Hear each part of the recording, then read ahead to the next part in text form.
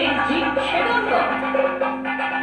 আর তুমি অর্থের বিনিময়ে বহু মানুষ খুন করেছ, তো এই দিক খণ্ডিত কর। যাও, ওদের বন্ধ করতে নিয়ে যাও। আরে ভিডিওটা করতে দিন না।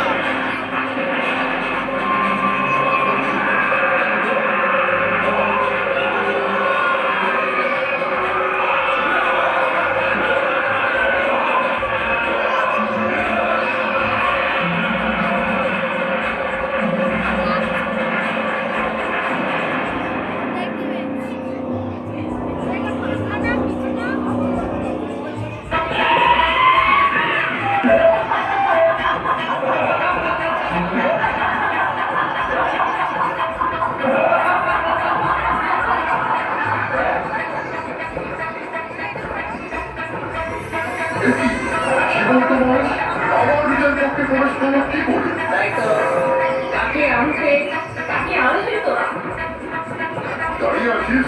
কেউ জবাব দে। কি করবো? রাজগুরু যে ঢুকে বললো যে কিন্তু তো এর জন্য তোমার জবাব দিয়ে করতেই হবে। এই, কে আছিস?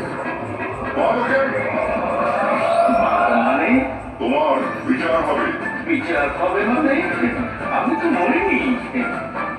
যে যেভাবেই চন্দ্রকে আসুক না কেন, আমার কর্তব্য তার বিচার করা।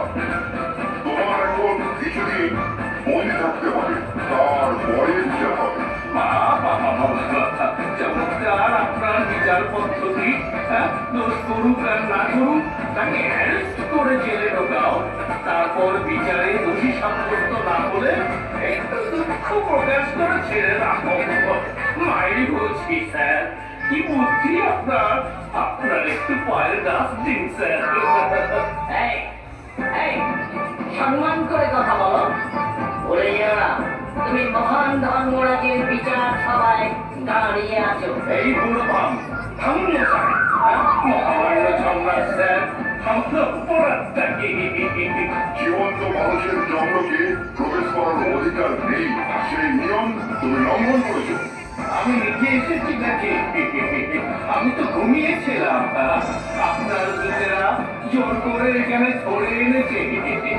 এখান থেকে যদি ফিরতে পারি, আপনার সব কুকীর্তির কথা মিডিয়া চ্যানেলে, খবরের কাগজে ফাঁস করে দেবো। তাহার রাগ করছিলেন, শান্ত হও, বুঝতে পারছি ভুল হয়েছে। বিচার পদ্ধতির মধ্যে কোথাও একটা গলদ হয়েছে। থাকবে না? সেই আফ্রিকাও থেকে একই নিয়মে বিচার চাচ্ছেন। যত সব পচা আইন নিয়ে গোজা মিলে কাজ করছে। আহা, শান্ত হও, ক্রোধ সম্বরণ করো, আমি দেখছি। চিত্রগুপ্ত, আজ্ঞা করুন ধর্মরাজ। দেখো তো এই আগন্তুকের জীবন পঞ্জিতে কি লেখা আছে। ধর্মরাজ, এই ব্যক্তি মর্তলোকে ব্রাহ্মণকে একটি ষাঁড় দান করেছিলেন।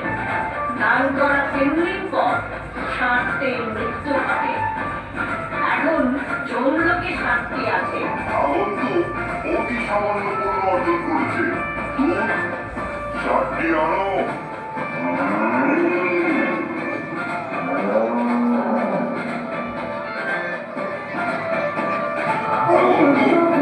যথার্থই তুমি দানি।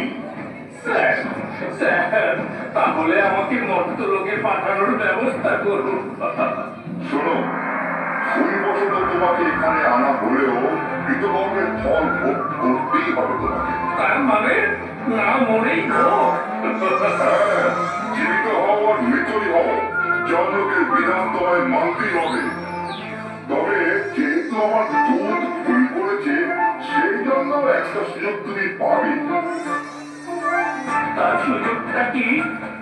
এই চন্দ্রকে যাবতীয় সুখ স্বাচ্ছন্দ্য পরম পরিতোষে উপভোগ করতে পারবে, যেখানে ইচ্ছা পরমানন্দে বিচরণ করতে পারবে।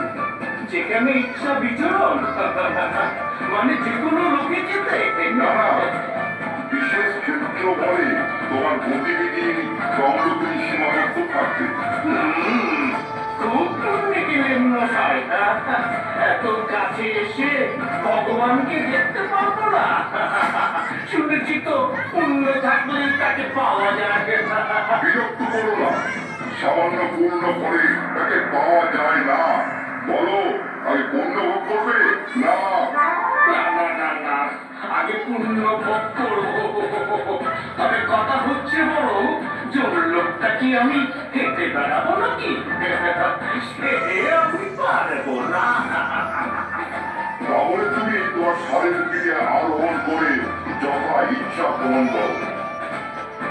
কিন্তু ও তো ধর্মেশ্বর আমার কথা শুনবে নাকি আমার আদেশের ব্যতিক্রম হবে না। তুমি যা বলবে ও তাই শুনবে। এই জমলোকে একমাত্র তোমারই আজ্ঞা বহাবে থাকবে। তাহলে পরীক্ষা করে দেখি বলা এই বলা যতদিন আমার পুণ্য শেষ না হয় ততদিন এই তিনজনকে তোর সিনে চড়িয়ে বন বন করে ধরা করি এই বলা বলা ভূত! বলা! বলা ভূত! বলা ভূত!